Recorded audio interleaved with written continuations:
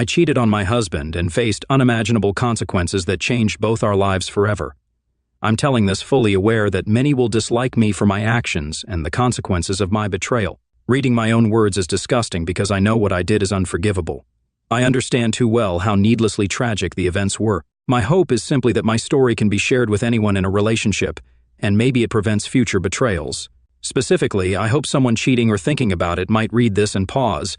Many might think my example of what can go wrong being unfaithful is a rare occurrence. People more knowledgeable than I am have told me my situation is sadly not unique. But I'm willing to take the hate I'll receive by sharing this if it prevents even one person from breaking a loved one's heart. I'm a 28-year-old woman married to a wonderful man I'll call William. 8 months ago, he confronted me with proof I'd been emotionally and physically unfaithful. A few days later, he committed self-destruction. Typing those words out has caused people I don't even know to hate me. I couldn't believe I had the capacity to do something so evil, hurting someone I'd loved since childhood. But I did it. If you'd asked either me or William if either of us would ever be unfaithful, we both would have laughed. But to my shock, I allowed myself to lose focus and stray. I knew it would destroy him if he ever found out, but I took the heart of the man I loved and crushed it so cruelly he couldn't endure the pain of this life anymore. To those thinking I don't deserve to be breathing, I agree. I've attempted self-destruction twice. I'm convinced there's a reason I'm still here. For now, I've convinced myself that the longer I live, the more I suffer, and I don't deserve the mercy of self-destruction. Honestly, William and I grew up together. I can remember my early youth, and I always knew William. We were in the same Sunday school and public school classes. Our families were friends long before we came along. He always made me laugh. Kids can be mean, but William never was. I realized I thought he was cute in 6th grade, and it became an official crush in high school. William and I were each other's only loves from early high school through college. We were best friends and cherished each other. After graduation, we took a year to get stable jobs near our families and decided to get married. We took vacations together and were ravenous for each other. The only time closeness was off the table was during that time of the month, but we'd make love for hours. Beautiful moments of passion, and I threw it all away for something tawdry, cheap, and worthless. We were planning to have children, knew their names, and were both pure. He was my first everything, and I was his.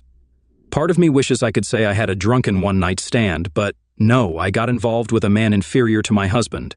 I didn't even consider the possibility that a friendship with another man could lead to an attachment forming.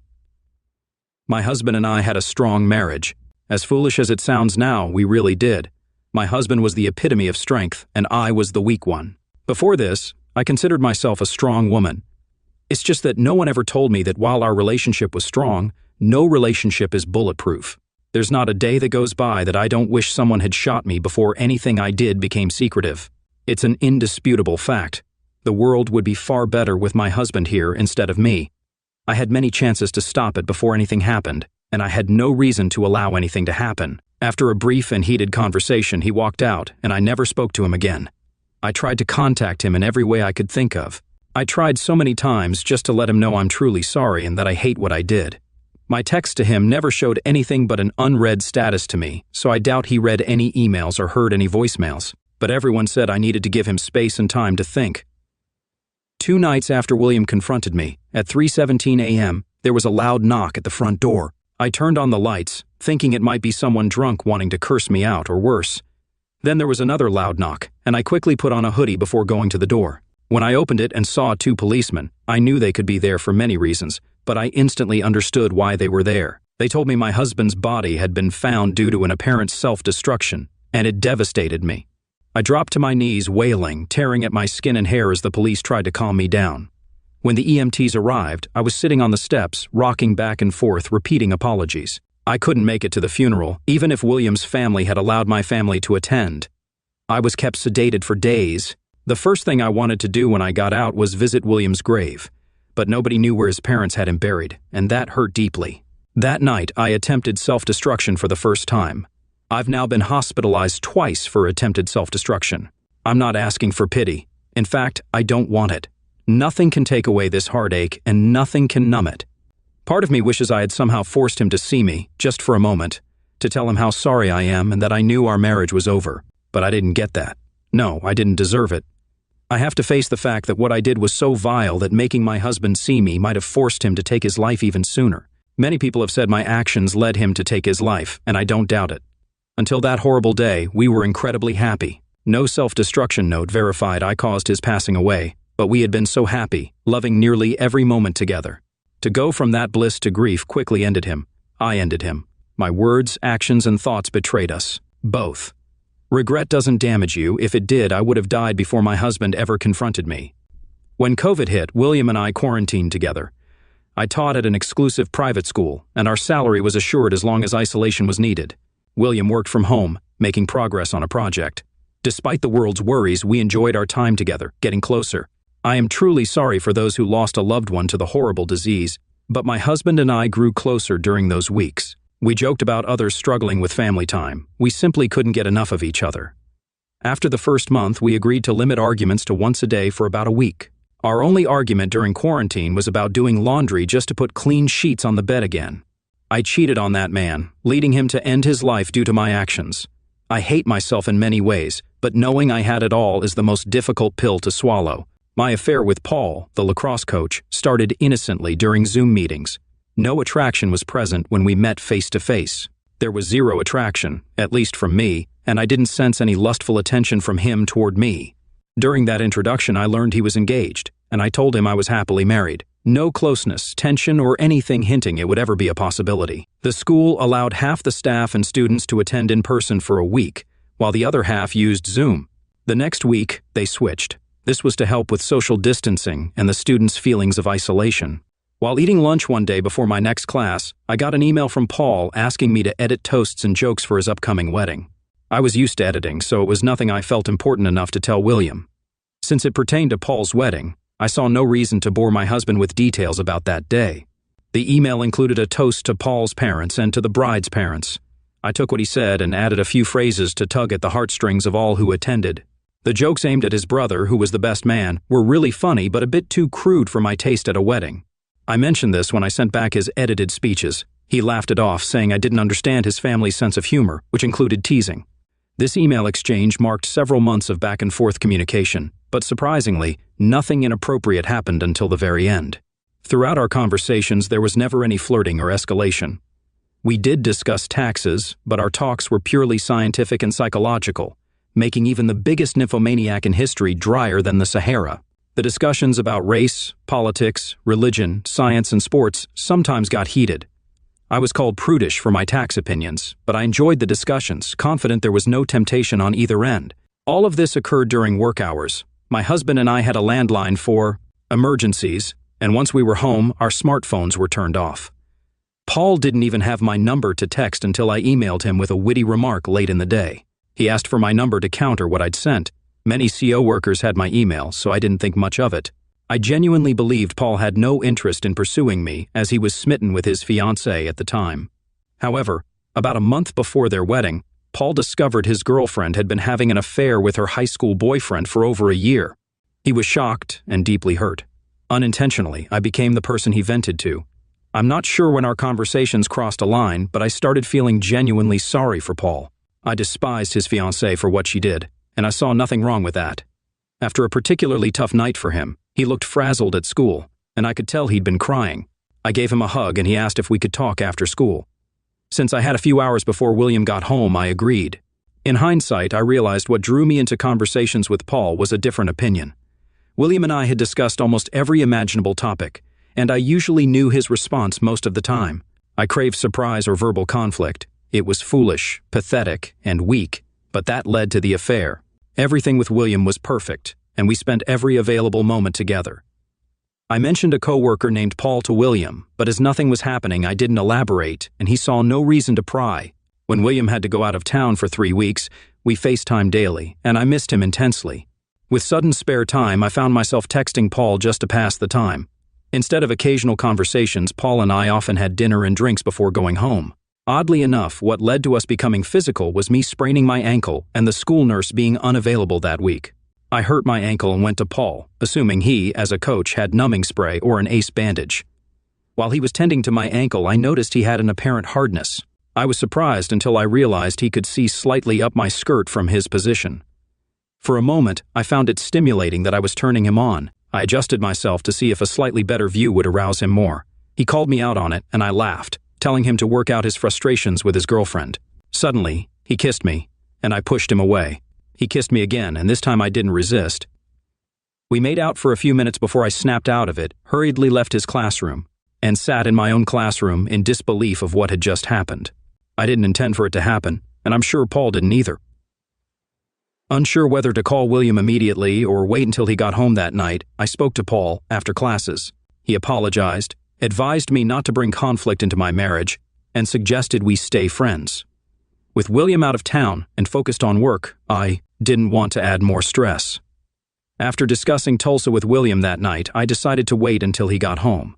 His company faced issues causing delays and extending William's stay by 2 weeks. Paul was there for me to discuss what had happened between us. I couldn't confide in my female friends or family who all loved William. If I had known, maybe strangers on a site like this would have been the best option. Unfortunately, I vented to the last person I should have. One Friday after work, Paul and I went to a new restaurant for dinner. We sat at the bar, had a few drinks, and I explained my unease about telling my husband.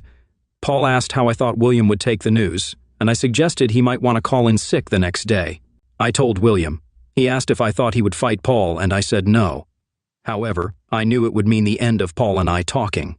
Paul confessed he might not have made it through his breakup without me. I assured him I was glad to help and didn't regret it.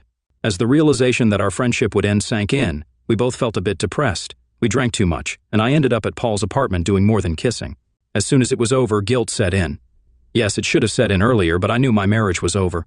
William and I had both said society allows too many second chances for those who don't deserve them. While we believe cheaters deserve a second chance, it could never be with the betrayed spouse. Things got complicated when William returned from Tulsa. I was having my period, so I knew there would be no closeness between us. Thankfully, I wouldn't have subjected my husband to diseases. Despite wanting to make love to William one last time, I couldn't allow that. I wrote a long letter confessing what I had done and planned to give it to William after a face-to-face confession. To this day, I don't know how William discovered what was going on. He may have been monitoring my online conversations with Paul from day one. I never got to ask him how he found out, and the realization that he learned about my betrayal before I could tell him caused me to fall to my knees, swearing I planned to confess. William didn't believe me, and I wouldn't have either. He had a stack of texts between Paul and me printed out. Though I didn't deny any of the accusations, that honesty came far too late. He packed a few things and left me on a Monday evening. Wednesday night, he drove to a shopping center, parked his car, and took his own life. Knowing I had destroyed our relationship tortured my soul like never before. Realizing I robbed him of a chance to find someone else to be happy with broke me.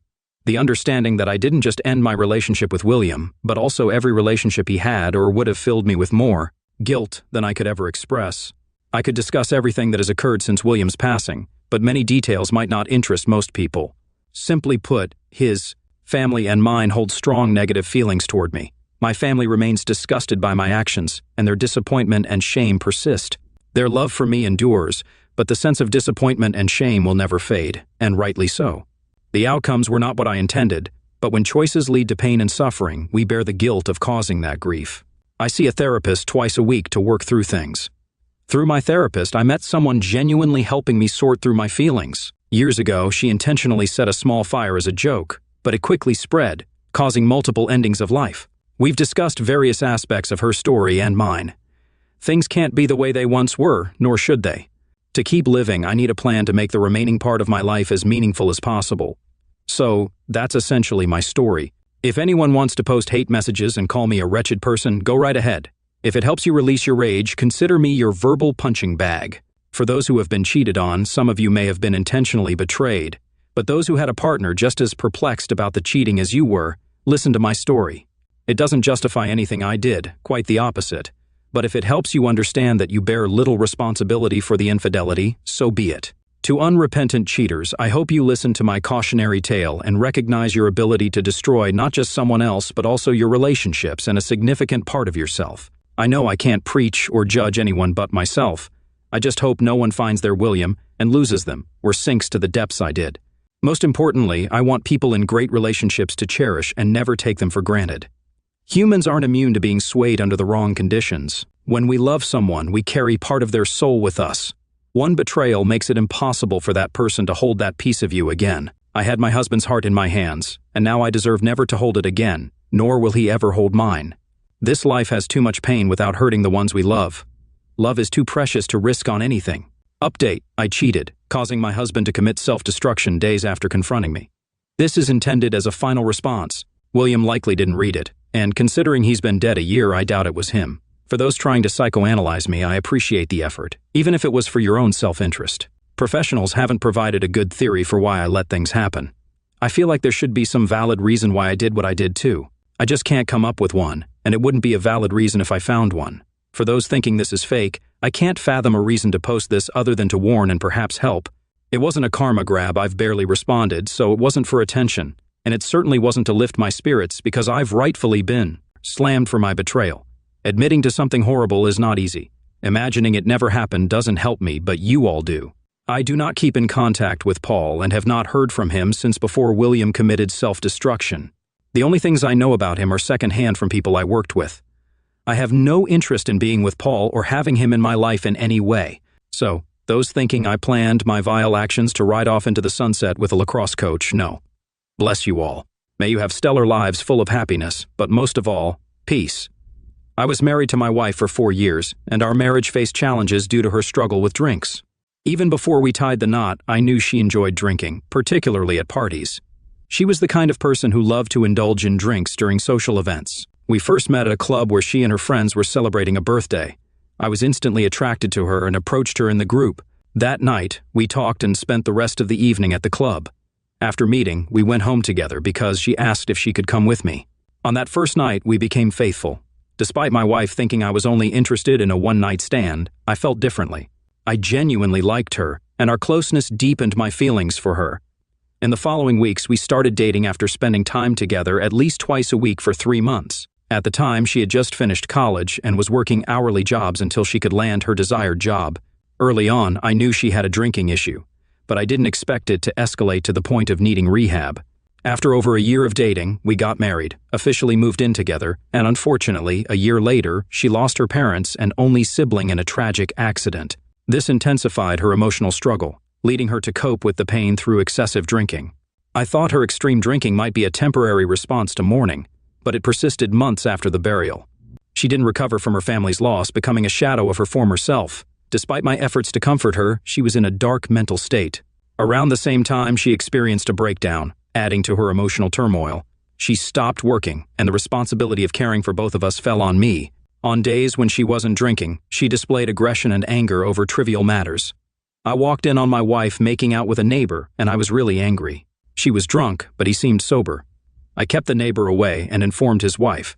Yet I couldn't take any action against my wife, thinking she wasn't in the right state of mind. I was wrong because a few days later, I caught her talking to the same neighbor. When she saw me, she immediately walked away. Meanwhile, her drinking problem worsened. If I gave her money, she'd spend it all on drinks, reaching a point where she couldn't go a day without drinking.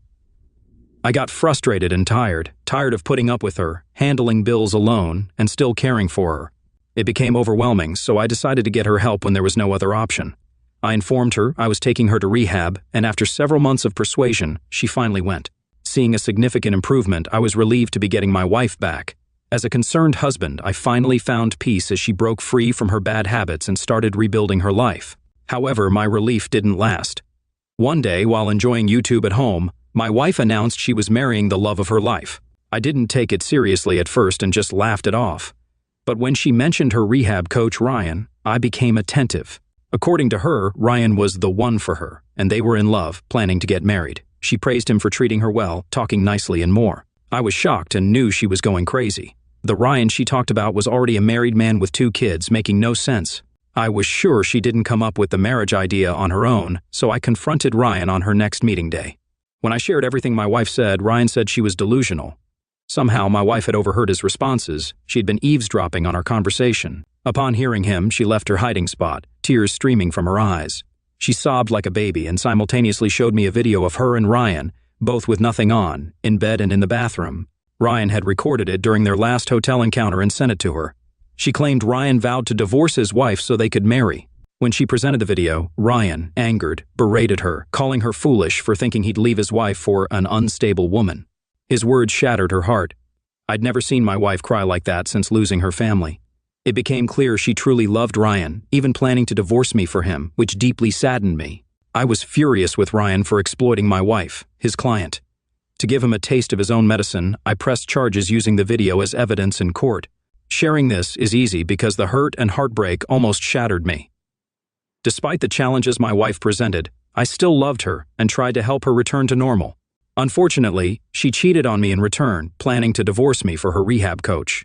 I felt pity for her when she discovered Ryan's deceit and nearly fell into depression. Out of compassion, I admitted her to a mental hospital, and after her admission, I initiated a divorce. Although it seemed she wasn't in her right state of mind, she was clear-headed enough to consider divorcing me. Honestly, our relationship was a significant waste of time, resources, and emotions, but I'll view it as a life lesson. Here's a piece of free advice. Some women aren't worth the sacrifices most men make. Even if you give them the universe, they might still find an excuse to cheat. Regarding Ryan, I won the court case, and he received a jail term for exploiting his mentally unstable client. The government also shut down his business. I often miss my wife, but I won't let her problems excuse breaking our marital vows and cheating on me.